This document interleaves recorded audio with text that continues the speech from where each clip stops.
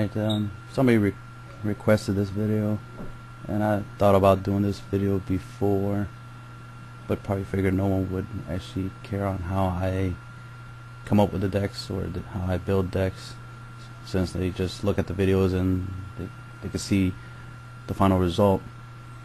Plus everybody, should know how to build a deck. It's part of the game. You gotta know what cards do what and then figure out how to use them together. But some people probably don't want to do all the hard thinking and all the figuring out what does and doesn't work together, and so they just copy other people's decks. But anyway, this video is about how I come up with decks. First off, obviously I have to come up with a combo, whether it's an OTK or it's just I came up with an idea of how to use a card. It's like, oh man, this old school card never had use back then, but it has use now. And I can make it work now. OTKs are usually the best reasons to build a deck a certain way, of course. A lot of my decks that I've been building are turbo decks, basically 40 card decks. I usually create 48 card decks, but everybody likes playing 40, and I don't have to put that much stuff in a deck, a 40 card deck. So if I use 40 as my primary number of the size of the deck, I don't have to put that much stuff in it. So basically I don't have to put that many fillers. I just put what I need. Another aspect of turbo is that I have more spells and traps than monsters for speed aspect, because of course your opponent's going to set some back row, they're going to set some traps for you, so you got to get rid of that before you can even play your cards. So you need more spells and traps because you need space for your back row hate. As you can see, I already got my Bait Daw and my MST and my Heavy Storm already preset. So I got a little tab which I call my standard deck, and has automatically everything I'm going to automatically use. Since these are my staples, I use them automatically in every deck. So this is the first part of my deck building, is I already have a template, as it were. So that's why all my decks pretty much look the same spell and trap wise. I just add whatever I need. If I need any extra spells or traps that support the deck, like Call Haunted or Safe Zone or anything, whatever I might need, salvage or duality or whatever I might need extra to make the deck run, I add to it. But these automatically, I need them because they automatically do what they're supposed to do. So the spells, they obviously all they do is just take care of the back row. So I can summon my monsters, I can set my traps, I can play my deck. If I don't have these cards, I'm just going to be putting stuff on the field. My opponent's just going to destroy it and win and win and win, and I'm never going to win because I keep letting them destroy everything I got because I don't destroy their stuff first.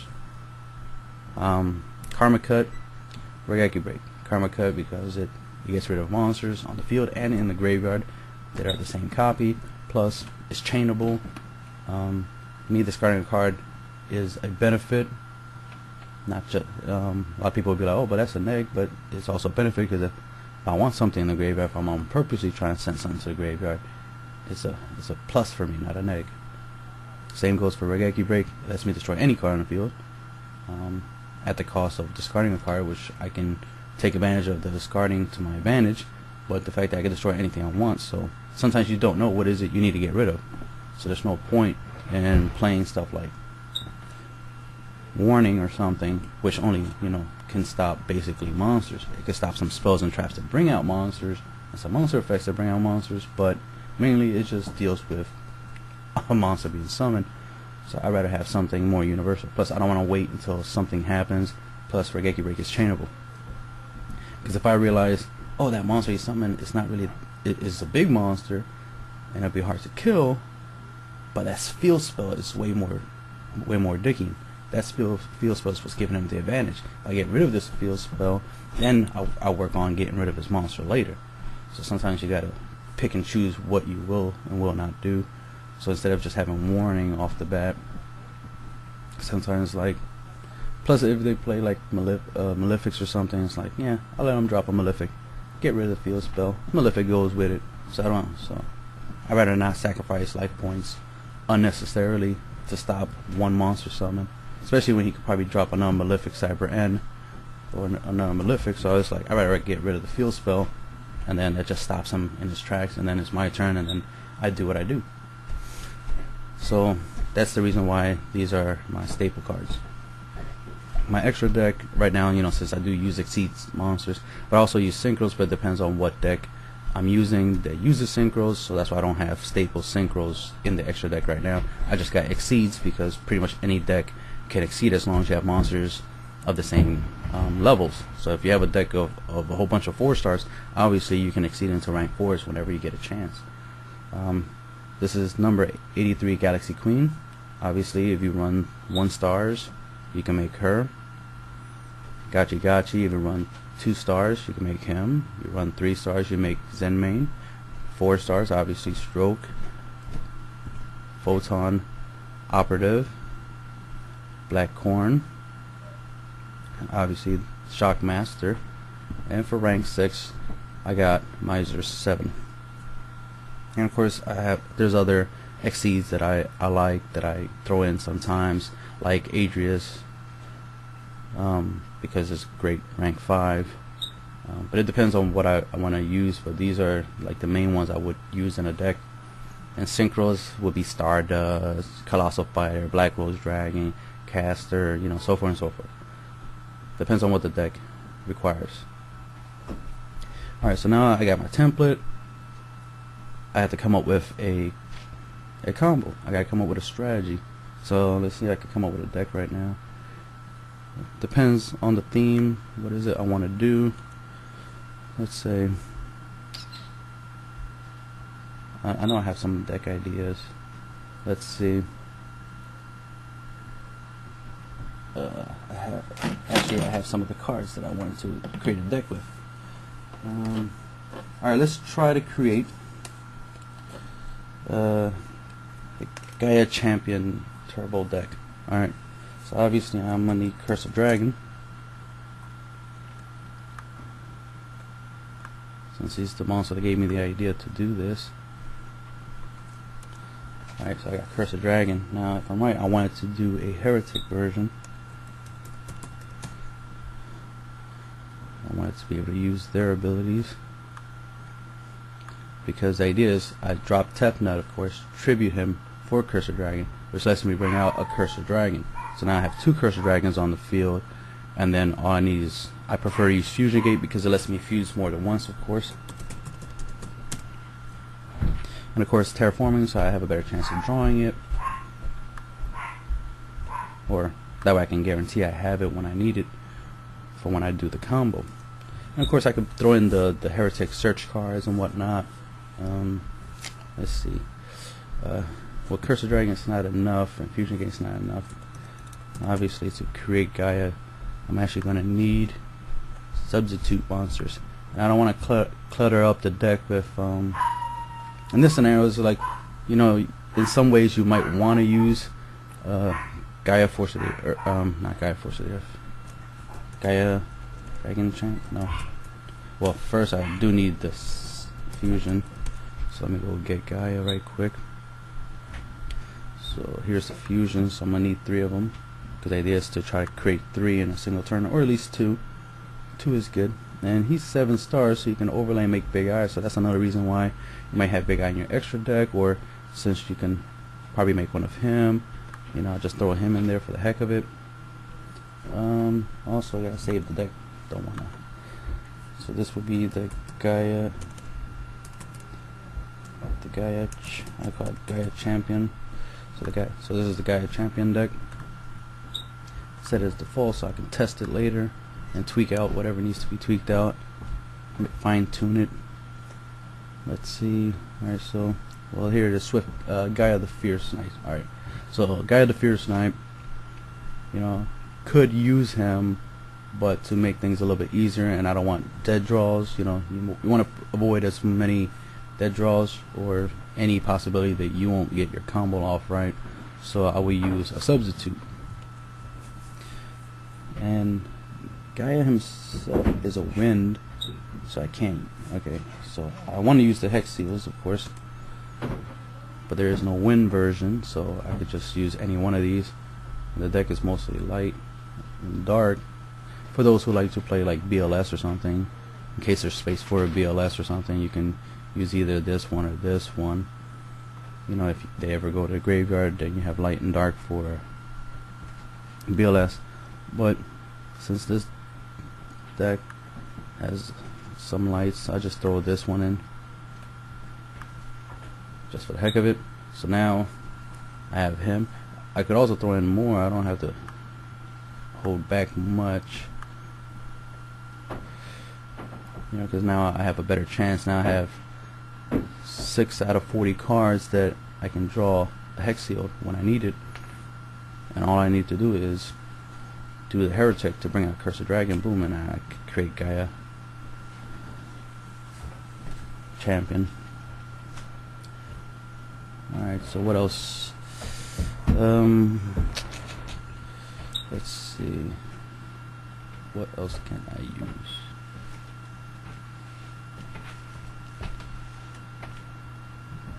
Or normally I do the Heretic combo. My combo, which is I have Tefnut, but I also have Shu. But I also have to have a way of let's see, where's Shu at? Okay, then pop up there. Did they change the name? Oh, okay, it's Sue, not Shu, my bad. Alright, Sue.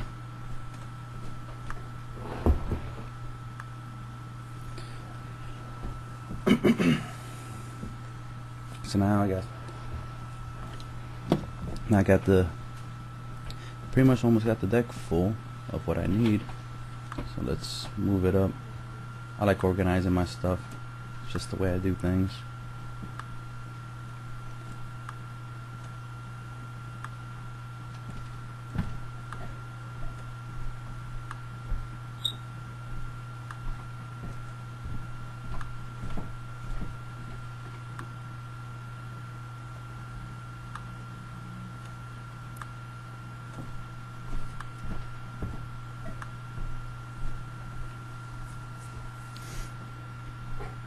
Alright, save my progress. Alright, let's get rid of the non-necessaries. So I get rid of her, get rid of him.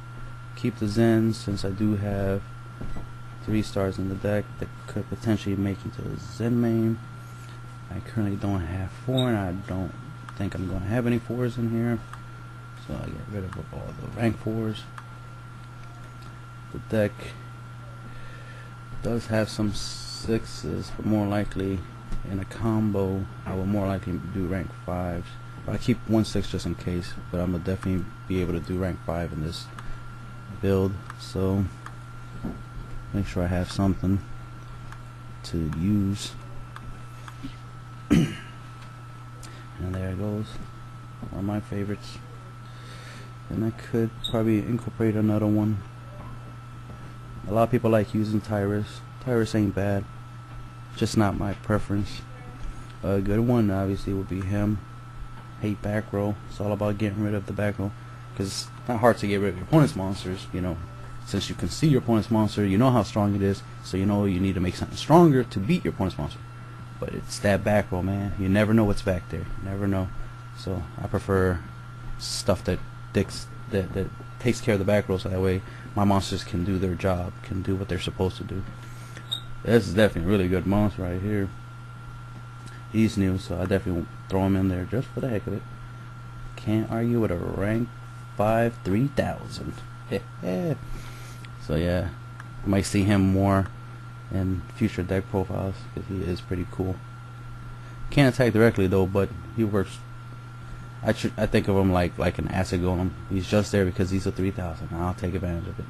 I could probably skill drain him, or if my opponent has skill drain, I have a 3000 that can attack directly, among other things. But of course, you know, it's a Zeal weapon. You can use it with Utopia. That's kind of cool. But oh well. Alright. So let's see. I got most of what I need. So far, what I see, I have everything I need. Because I don't, the whole monsters being less than spells and traps is, you want 15 or less monsters. Sometimes 18 monsters work. because if you do a lot of monster combos, you need more monsters for the combo. Like if you're running the nimbles, you pretty much already playing 9 monsters already if you're playing the nimbles. And if you want to add something like an Undine, a Birdman, and let's say Mulling Glace, the elemental lore, you want to throw that monster in there. It's like, the number gets to 18, maybe even all the way to 21 monsters, which doesn't necessarily make it turbo, but because of the combo, you run through the monsters real quick. All you have left is a couple monsters left in your deck and a lot of spells and traps. So technically it's still turbo, because the ratio, you want more spells and traps than monsters, because you already pick the monsters you need to do what you need to do. And I'm a combo player, so it's all about, I play this and this and this and this, and I get an effect off, and that effect is what I'm using to try to win. It's not about, oh, I just summon a big monster, attack, you kill it, alright, I summon another big monster, attack. None of that slowness. It's all about combinations, and I like figuring out how things work together. So, like the example of Tefnut, special summon him, tribute him for a Cursed Dragon, and then bring out a Cursed Dragon, Fusion Gate, use 2 Hex Seals, make 2 Gaia champions in 1 turn, and I have 226 on the field, so stuff like that. That's the kind of way I like to play combos upon combos strategy. Alright, let's see. Obviously, since I'm using Fusion Gate to remove the materials I want from play, and this is almost an OTK deck, then I need very little stuff to try to make the combo work, because everything I need to make it work is already there. The back row hate, I need that, of course. Regeki Break and the Karma Cuts is for my opponent's turn, so then I could just throw in anything extra. Doesn't have to be anything specific. I could throw in the Rhoda. That's not a bad idea. Let's see. The thing I hate is down to 2, and I prefer to play 3 of everything, so that right there becomes a slight problem. I could probably substitute for the third one a duality, maybe. Let's see what spells are one of. So this is another thing I do.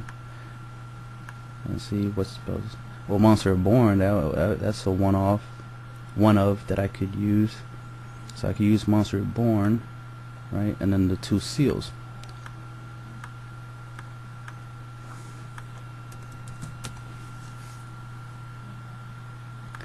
And use the 2 seals. So now I have space for 3 final cards. And pretty much I'll be done with the deck. The next thing obviously is to test it and make sure the numbers and the balance, it works out, it's consistent and whatnot, that I will get the combo off once in a while, or more often than not, obviously, because the idea is I gotta get Tefnut, I gotta get a Cursed Dragon. As long as I have those 2 cards in my hands, the combo, starts off. At least I can make a rank 5, like Adrius or Zeo Weapon Lion Arms, at least I can do something.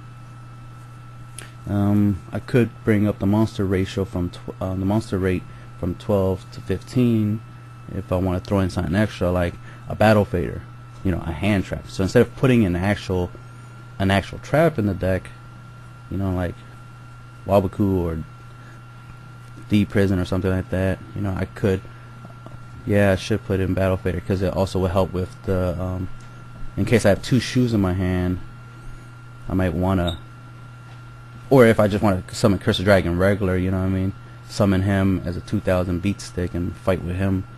So I think that's what I'll do. So the monster ratio goes up because I want a hand trap.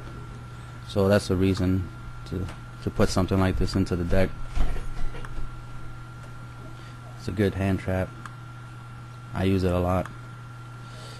And there you go, and that's pretty much how you make a Gaia Dragon Champion Turbo deck. You got your Rhoda, you got your Monster Resurrection, so you could probably do extra combos if you use Tefnut. Yeah, use Tepnut Tribute to bring out Cursor Dragon, which lets you bring out Cursor Dragon. Then you can Monster Reborn Tepnut. Send Tepnut to the graveyard to summon Shu.